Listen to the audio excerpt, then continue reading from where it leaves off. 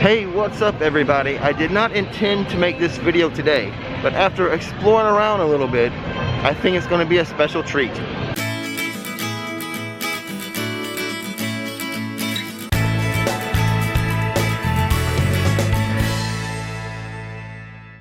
While we've all been concerned about the new Universal Studio Store, something amazing has been happening in the old Universal Studio Store, which is now the Legacy Store. Let's go check it out.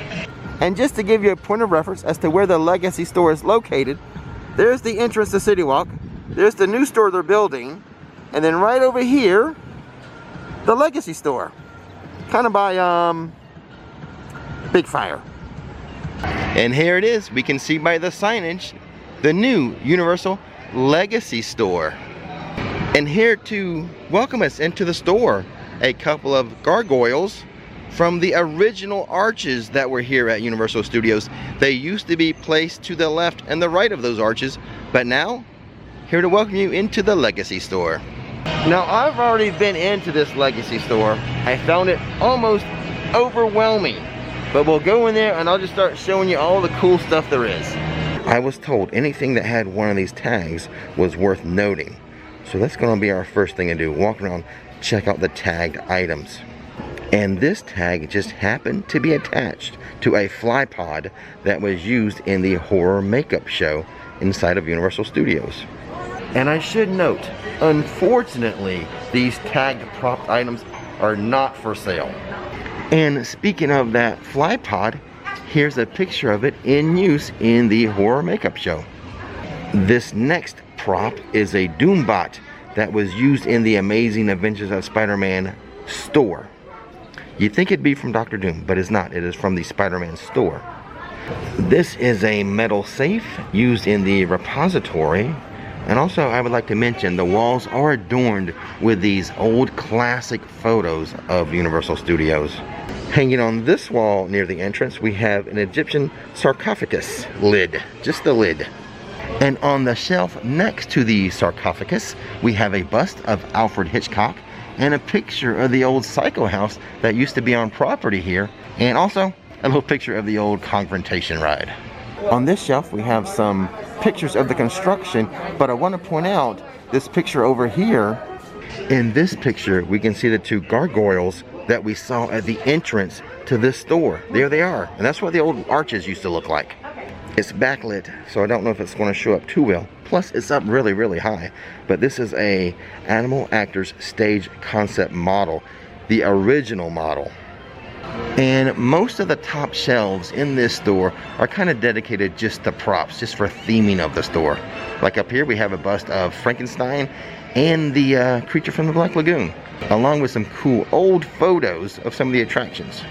Here are some more just like general props to give you the feel of being at a working studio. You got lighting props and kind of carry cases like what they would carry the film in after you make the movie or as you're making the movie. And speaking of the props that are on the top shelves, some of them are actually labeled so you know what you're looking at. Some Western props, some automotive set props, some space props, you know, kind of like that. So very cool stuff. So here we have a merchandising shelf for Jaws, and on top of it, props from the old ride. Behind glass here, we have from the Jaws ride a grenade launcher. To help with the nautical theme, we have a ship and a pair of shark jaws. This is a replica of Hooper's scuba tank. This is a fishing reel used in the actual Jaws ride queue. Here's a picture of what the old Amityville and Jaws attraction used to look like, or concept art maybe. Here's another section of nautical props. We have a replica Jaws movie orca barrel. So on the ship, the orca where they were shooting at Jaws, and they use these barrels to kind of slow them down. Also, you have some lanterns, a captain's wheel, another set of Jaws back there, and I think these are maybe lobster traps, I don't know. Here's another prop just to give you the feel of being at a studio. Got a camera here on wheels, or boom maybe. Give you that movie studio feel. Here in the automotive prop section, we have the coat from probably the attraction, the Back to the Future ride, Probably what team members would wear when they work there. And next to that, we have a hoverboard. And behind glass here, we have a replica Proton backpacks used in an HHN tribute store. 2 of them. And on top of the Proton packs, we have a gargoyle head. Now this was used in the actual Ghostbusters show that they had here. On this crate we have, I believe this is concept art of some of the team member outfits, but above the crate we have actual team member outfits. We have something from the Lost Continent, something from Cyberdyne, the old T2 attraction, and an outfit worn with the original Hulk roller coaster attraction. So behind glass here, something really cool. These are the costumes and props used by Arnold Schwarzenegger, Edward Furlong, and Linda Hamilton in the making of the attraction here, T2 Terminator 2 3D. So they used this when they filmed stuff to make that attraction, actually worn and used by those actors. And occasionally I am seeing these little signs, gives you a little more information on some of the retired rides. For example, this one here, Back to the Future, the ride. It lets us know that it was based on and inspired by the Back to the Future franchise. The ride was seen as a little mini sequel to Back to the Future Part 3. And the attraction was opened in 1991 and closed in 2007. And looking at some of these space props, I swear I recognize some of this from the Christmas tree trail. I believe that alien was in the MIB Christmas tree.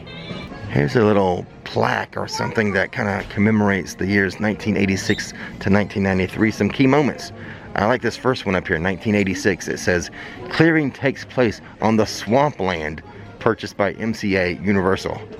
I love that swampland reference. So here we have some general props for Explorer, props and set pieces, and then also Army props and set pieces. But the really cool stuff, again, behind glass. What's in the box? What's in the box? It is a head. It is not Gwyneth Paltrow's head though. It is a T2 Terminator head. And speaking of heads, this top shelf has a lot of heads. Different kind of heads. Even a gorilla head over here. And look at this old picture. Apparently in the old days, we had a pretty scary Hulk walking around. Here we have another official prop. This is the utility case used in the Triceratops encounter in the queue. Here is another one of these attraction signs. This one's for the Hulk, 1999 to present. Here are 2 more of the timelines, kind of describing important events throughout the years. This one's 1995 to 2000, and this one over here is from 2001 to 2007. Here's something worth mentioning. In 1996, the Ghostbusters Spooktacular closes on November 8th. T2 3D Battle Across Time opens in the Hollywood area, and Nikki and I got married. Another really cool feature about this store is the music and the audio that they use. A lot of the music, like from the movies and the rides, and speaking of the rides, the queue, a lot of the like queue verbiage, or what would be said like in the queue, they use that as well. Pretty cool. May allow severe storm scientists to detect and provide advance warnings to communities where tornadoes are most likely to occur. You mean they actually chase tornadoes and try and get into their path?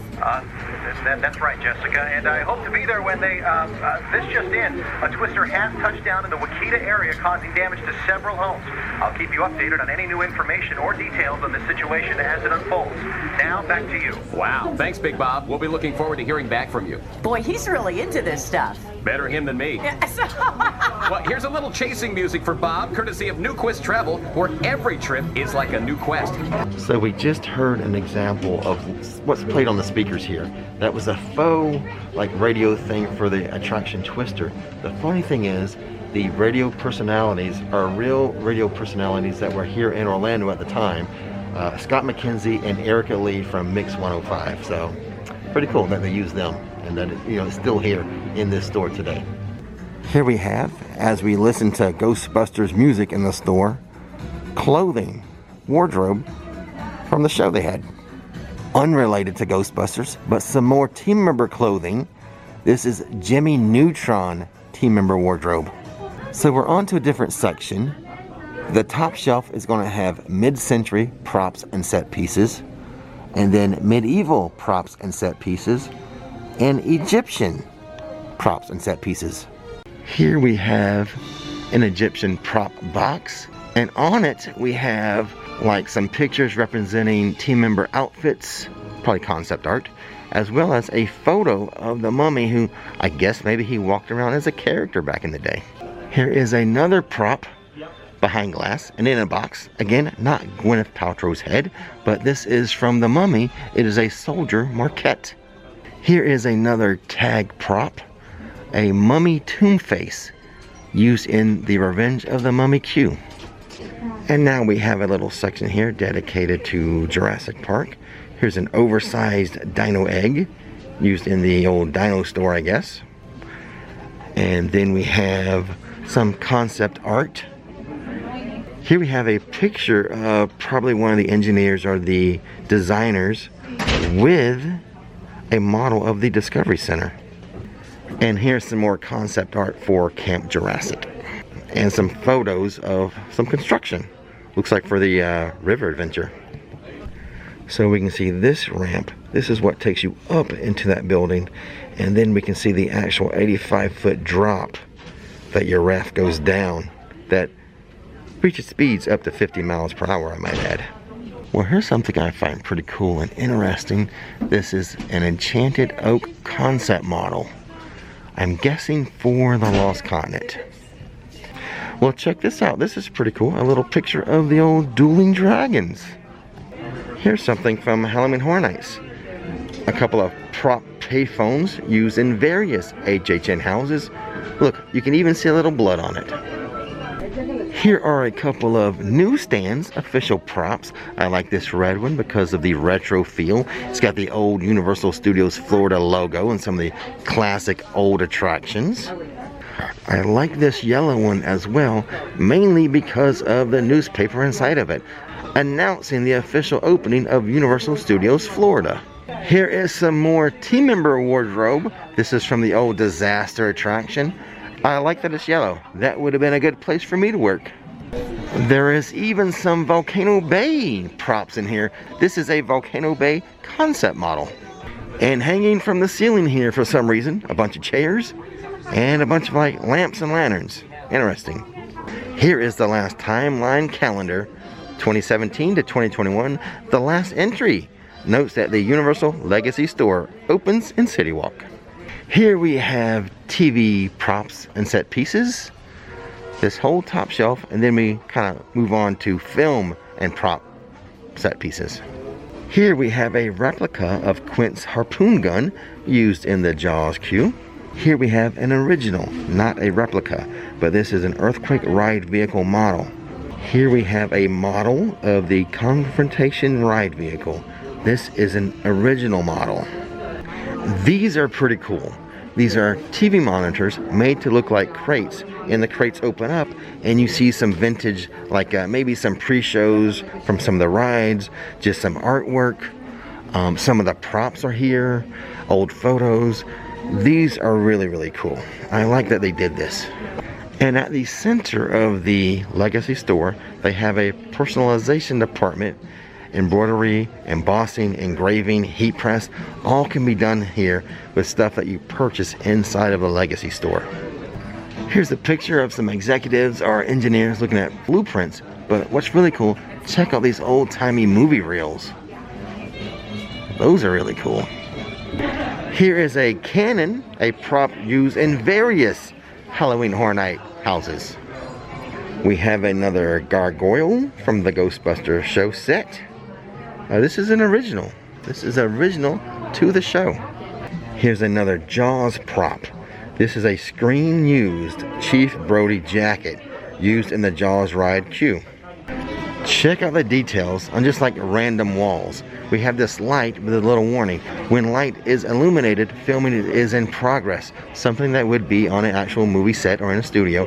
And then also this analog clock. I just thought was funny. Now this is super cool. What we have here is the E.T. ride vehicle model. This is not a replica. This is the original model they used to help design that attraction. Here's something really cool, but there's no info tag for it. It's E.T. When he dressed up to go trick-or-treating. Again, like I said, there's no tag for it, so I don't know what it was used for, if it was a prop for the queue or just for the photo opportunity there for the E.T.'s adventure, but cool nonetheless. So now we're kind of moving into the Harry Potter section of the store. See all the banners, like from the Tri-Wizard tournament. There's one for Cedric and one for Potter. So this is going to be the Harry Potter section of the store, and there's going to be some really cool items in here. Here we have the Goblet of Fire. This is from the queue of Dragon Challenge. Here is a Cornish Pixie Marquette. Now I do want to remind you that none of this stuff is for sale. The props are not for sale, but I've saved the best 2 items and probably the most valuable items for last. Let's check them out. Here we have a model of Hogwarts Castle. You've got the castle, you have the Weasley's car on the castle. We can see the arches to Jurassic Park, and we have the what used to be the flying unicorn, but rethemed to the flight of the hippogriff. This is the model. Like I said, this is probably one of the most valuable things here. This is something that I'm sure if it was to go to auction would fetch a hefty price. And now we are on to my favorite prop in this store. It's a fabrication of Hagrid's motorbike, and it was made for the grand opening celebration of Hagrid's Magical Creatures Motorbike Adventure. Again, not for sale, but I'm sure if it were to go to auction, it would fetch a hefty price. So that was a look inside the new Legacy store here in City Walk. By the way, there's a lot of like merchandise to buy. I didn't show the merchandise, but whether or not you're a Jaws fan or a Back to the Future fan, Minions, whatever, Harry Potter, whatever fan you are, there's plenty of merchandise in there, but you can't just like go look around. It's almost its own attraction. So go check it out. And as always, don't miss the magic, don't miss the fun. Thanks for watching Rix Flix. And now, it's time to relax.